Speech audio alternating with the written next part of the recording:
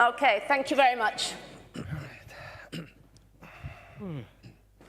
Now, look, we've got 12 speakers. I think this is a world record. It's a record for our event. Very impressive panel, I have to say. But it does mean that time is a big constraint. We have to finish at 10:15, and the Minister has very important business to attend to in the Hellenic Parliament and must leave at 9:45. So what I'm going to ask you, all of you, is to keep your opening remarks as concise as possible, even less than what you've been told already, which is quite short, I know, but please just make key points, key messages. There's a clock here, which is going to count you down. I'm going to be very strict, because I do want to have some questions at the end, and if possible, put a question to the Minister before he leaves. So I'm handing straight over to you, Minister. Thank you very much. Thank you. Good morning, everyone. I'm delighted to be here with esteemed colleagues, which we're working together in Europe, and with business leaders. And I think this will be a very interesting debate, and I wish you good luck with handling it. Yesterday, Mario Draghi congratulated the Greek people for its economic reforms, and I think this is now a well-known fact. Greece in 2024 has a growth rate which is more than double of the EU average of 2.3. Greece in 2024 has the largest debt reduction in the EU.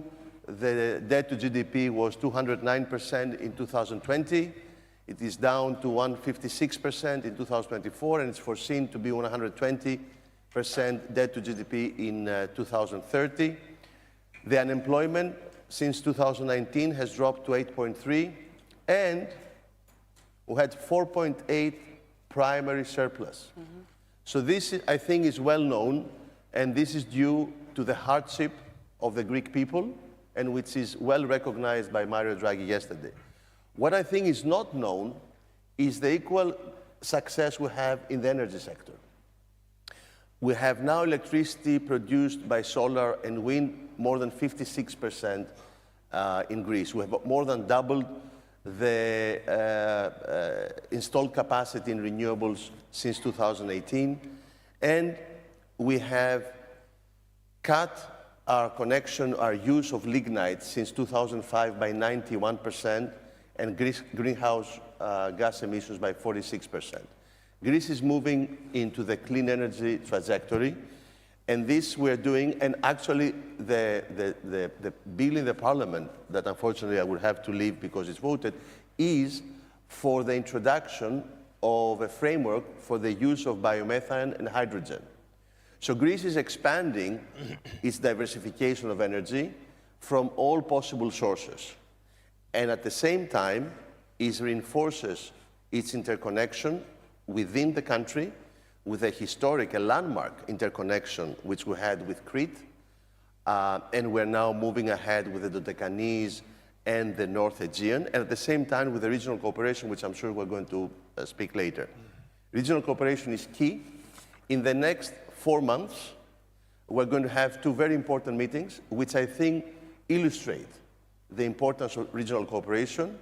We will have the energy community in the 17th of July in Greece, where we will celebrate 20 years with the Commissioner of Energy, Mr. Jorgensen being here, which we're going to celebrate the 20 years, but which also shows that the importance of the EU and the Southeast countries that do not belong in the EU to cooperate together. And in the first 10 days of November, Secretary of Energy Chris Wright will be here in the frame of the Transatlantic Partnership in Cooperation.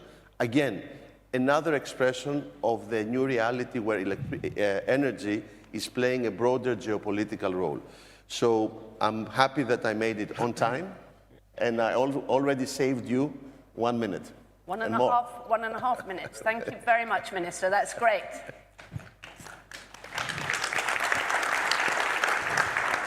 Okay, before we move to the private sector and business, because the Minister will have to go, I guess it would be good to, ask you a question, and then we can ask the business representatives to respond. So we're having very good representatives of the business sector here, so I'm sure that they will be able to contribute. Unfortunately, the plenary cannot start without my presence, and I think, and I'm sorry that I cannot participate more in the discussion, but I would be more than happy to answer your question. Okay, yeah, we've got a few minutes before you have to leave, I think. So, well, a couple of things, just really quick answers, if you can. You spoke in your opening remarks about energy disparities within Europe, energy divide. Where and how do you see this divide, and how can Greece and others in the room here contribute to overcoming that? This is actually a serious concern, not only for Greece, but for Bulgaria, Romania, Hungary, Cyprus.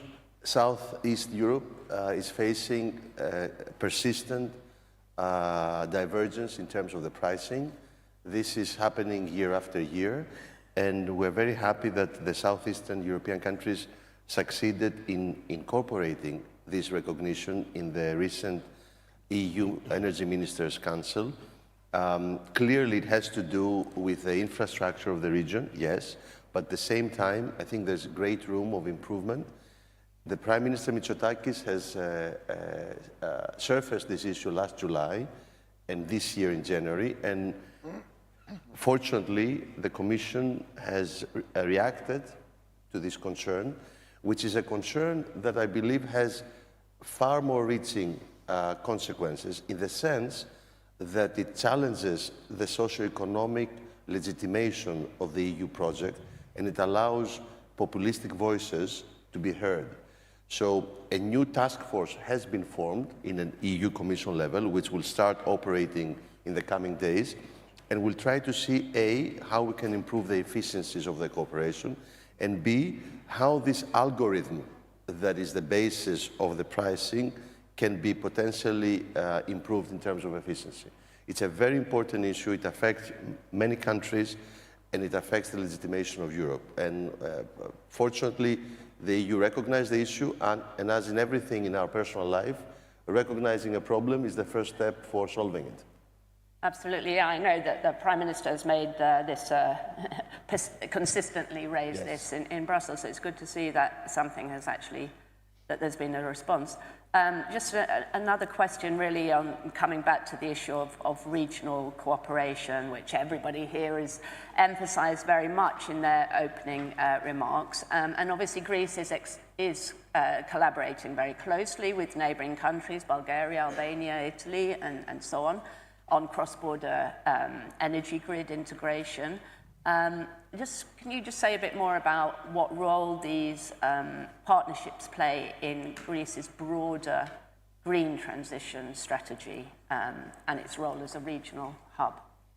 Yeah, I mean, to give you an indication, with our colleagues from Bulgaria, for example, from the energy, either Zecho or the other deputy minister, who have met the last 30 days more than 5 or 6 times.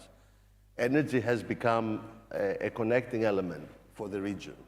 And as Ambassador Payet said, Greece has become from a net importer a net exporter. And this has happened through investing in its networks and signaling to the region its commitment to support. We, I think, played a crucial role after the 2022 with the Russian gas, the lack of the Russian gas, having our infrastructure with Revithousa, FSRU, IGB, in order to support the region, who have been working hard for the vertical corridor. The vertical corridor is very important. It transforms. Until now, our countries were neighboring, but they were not really interconnected. Now the vertical corridor transforms that. And this is only the beginning. This can happen also with the railway interconnection. It has nothing to do with energy, but it's important for the region, and with the road. This right part of Europe is becoming a new corridor for the region. And because we are discussing about geopolitical developments, there is the Silk Road, where it would transport products from China through the mainland to Europe and the West. There's now a serious discussion about the IMEC, bringing products from India through the Middle East to Europe. European countries are not competing. Greece and the North can be one of the gateways, and the vertical corridor, one of the gateways from India products reaching Europe. So I think Greece is a real energy hub, working very close with its neighbors and transforming the region. Thank you. Thank you very much. And thank you very much for joining us, even though you have to rush back to the Parliament. We do appreciate it very much. So feel free to go when you have to. But please thank the Minister. Okay.